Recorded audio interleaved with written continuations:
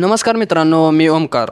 Soybean कापूस अनुदानाअंतर्गत शेतकऱ्यांच्या bank खात्यामध्ये लवकरच आता पैसे जमा होणार आहेत आणि त्या अंतर्गत आता लाभार्थ्यांच्या याद्याही महाराष्ट्र सरकारने जाहीर केलेल्या आहेत.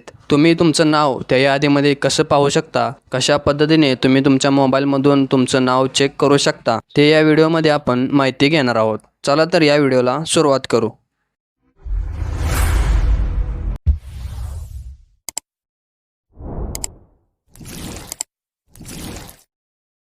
या वेबसाईटची लिंक तुम्हाला डिस्क्रिप्शनमध्ये नाहीतर कमेंट बॉक्समध्ये दिली जाईल. तिथे जाऊन तुम्ही या वेबसाईटची लिंक चेक करून घेऊ शकता.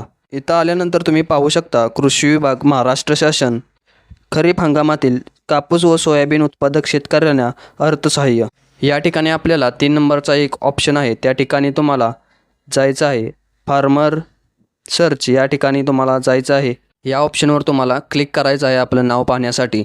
त्यानंतर तुम्हाला फार्मर लॉग इनमध्ये तुमचा आधार कार्ड नंबर या ठिकाणी सबमिट करायचा आहे आणि गेट OTPवर क्लिक करायचं आहे. आणि ज्या आधार कार्डला तुमचा मोबाईल नंबर लिंक आहे त्या मोबाईल नंबरला OTP येईल. या ठिकाणी व्हेरीफाय OTPमध्ये क्लिक करायचं आहे. OTP सक्सेसफुल अपडेट झाल्यानंतर तुम्हाला पुढील होमपेज दिसेल, फार्मर लिस्ट. या ठिकाणी तुम्हाला डिव्हिजन सर्च करायचे आहे. यात डिव्हिजन टाकून तिथे तुम्हाला पुढे सबमिट करायचं आहे. त्यानंतर डिस्ट्रिक्ट टाकायचं आहे.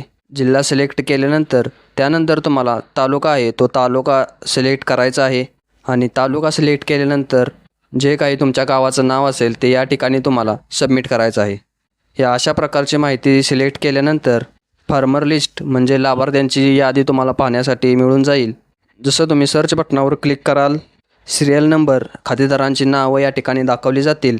या ठिकाणी तुमची सर्व माहिती या फार्मर लिस्टमध्ये दाखवली जाईल. या ठिकाणी कापूस किंवा सोयाबीन या क्षेत्राचं उत्पादन किती ठिकाणी घेतले म्हणजे किती क्षेत्र आहे ते देखील या ठिकाणी दाखवले जाईल. यानुसार तुम्हाला जे काही अनुदान आहे ते तुम्हाला अनुदान भेटणार आहे. जर काही शेतकऱ्यांचं नाव ॲड नसेल तर काही दिवसांनी नाव ॲड होईल. जर तुम्हाला अजून असेच नवनवीन व्हिडिओ पाहायचे असतील तर आमच्या चॅनलला लाईक, शेअर आणि सबस्क्राईब नक्की करा आणि कमेंट बॉक्समध्ये तुमचा प्रतिसाद नोंदवा, म्हणजे त्या संदर्भात आम्हाला व्हिडिओ बनवता येईल. धन्यवाद.